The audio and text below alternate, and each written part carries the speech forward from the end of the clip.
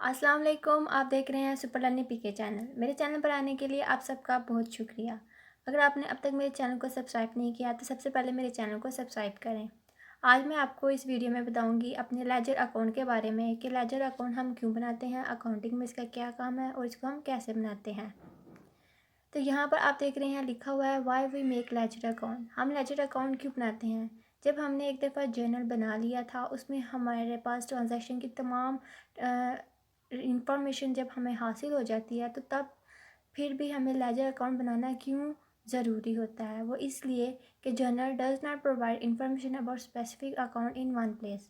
General account में तो हम अपने तमाम अकाउंट्स के बारे में इंफॉर्मेशन हासिल करते हैं, लेकिन अगर हमें किसी एक ख़ास अकाउंट के बारे में इंफॉर्मेशन चाहिए होती है, तो वो हमें अपने जनरल अकाउंट से नहीं मिलती, बल्कि वो हम अपने लेजर अकाउंट से इंफॉर्मेशन हासिल कर लेते हैं। इसकी वजह ये भी है कि फॉर एग्ज़ाम्पल मैं आपको एग्ज़ाम्पल देती जाऊँ। फॉर एग्ज़ाम्पल हमारा अकाउंटेंट है, हम उसे कहते हैं कि हमें कैश के बारे में तमाम इंफॉर्मेशन दो कि हमारे बिज़नेस में कितना कैश पड़ा हुआ है। तो जब अगर वो जनरल अकाउंट को देखेगा, तो जनरल अकाउंट में कैश से रिलेटेड कई हज़ारों ट्रांजैक्शंस होती हैं। तो उन सबको अलग-अलग देखना बहुत मुश्किल होता है और बहुत टाइम वेस्ट भी होता है। तो हम अपने इस टाइम को बचाने के लिए, मुश्किल को आसान बनाने के लिए हम अपने लेजर अकाउंट बनाते हैं। हम कैश के नाम से एक ख़ास अकाउंट बना लेते हैं, जिसमें उस एक ही अकाउंट में कैश से रिलेटेड तमाम इन्फॉर्मेशन हमारे पास आ जाती है। एक ये वजह भी है कि हम अपना लेजर अकाउंट क्यों बनाते हैं। दूसरी वजह ये है कि the debit and credit of journalized transactions are transferred in ledger account. कि हमारे पास जर्नल अकाउंट में जो भी डेबिट और क्रेडिट की इंफॉर्मेशन होती है, ट्रांजैक्शंस होती है, अमाउंट होती है, हमने उसको अपने लेजर अकाउंट में जाकर ट्रांसफ़र करना होता है, ताकि हमें उस तमाम डिफ़िकल्टी को फेस ना करना पड़े जो हमने जनरल अकाउंट को बनाने में फेस आता था। उसके बाद है this makes it easy to determine current balance of any account. तो जब अगर हम लेजर अकाउंट बना लेंगे, तो हमें कैश के बारे में या किसी भी अकाउंट की इंफॉर्मेशन हासिल करने के लिए हमें लेजर अकाउंट की मदद से वो इंफॉर्मेशन आसानी से मिल जाएगी। उसके बाद आप देख रहे हैं लेजर अकाउंट। ये लेजर अकाउंट होता क्या है, इसकी डेफिनेशन हम देखते हैं।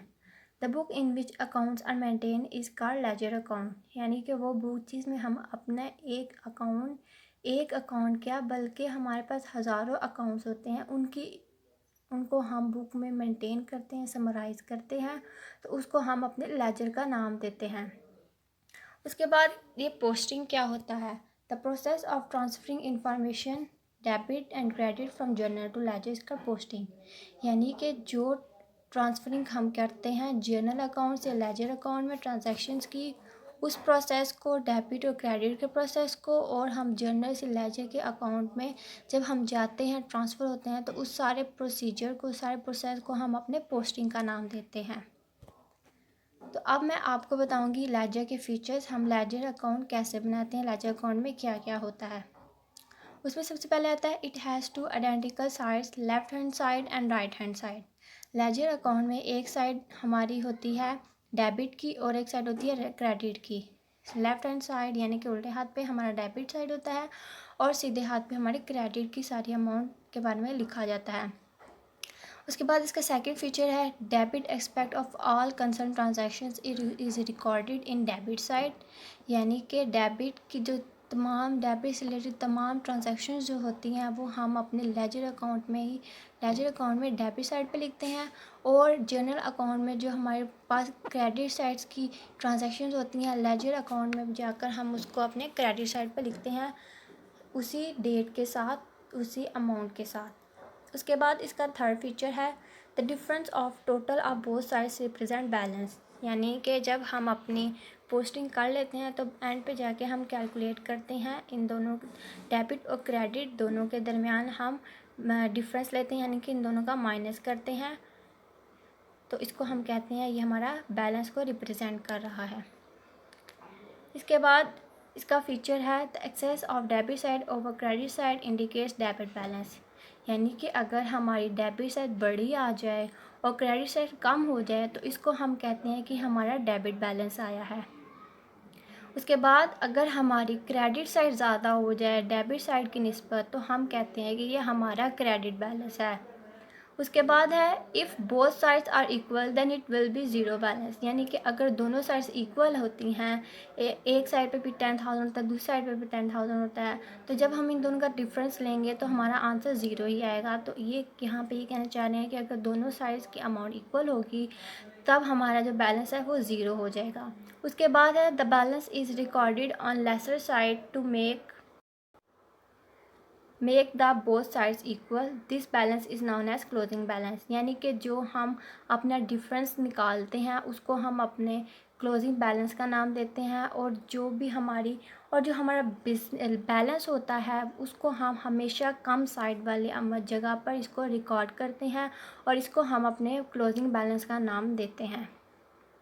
इसके बाद इसका लास्ट फीचर है the closing balance of the current year will be opening balance of the next year, यानी कि अगर हमारे पास फॉर एग्जांपल अगर 2019 का बैलेंस है 10,000, तो ये हमारा 31 दिसंबर 2010 को हमारे पास बैलेंस है 10,000 कैश का, तो ये हमारा होता है क्लोजिंग बैलेंस। लेकिन अगर हम आने वाले साल में यानी कि 2011 की बात करें तो 1 जनवरी 2011 को भी हमारा जो बैलेंस होगा ओपनिंग बैलेंस वो हमारा 10,000 ही होगा। तो ये थे हमारे लेजर अकाउंट के कुछ फीचर्स। अब मैं आपको बताऊंगी लेजर अकाउंट का एक परफॉर्मा दिखाती चलूँ। ये मैंने आपको एग्जांपल नहीं बता रही, सिर्फ इसमें मैं आपको परफॉर्मा बना के दिखाऊंगी। मेरी नेक्स्ट आने वाली वीडियो में मैं आपको लेजर अकाउंट एक प्रॉपर एग्जांपल के साथ बनाना सिखाऊंगी।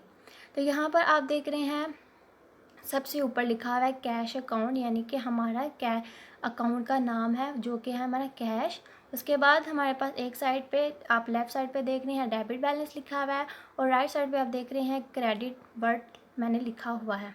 उसके बाद सबसे पहले हमारा आता है डेट, फिर रेफरेंस जे आर से मतलब जर्नल रेफरेंस।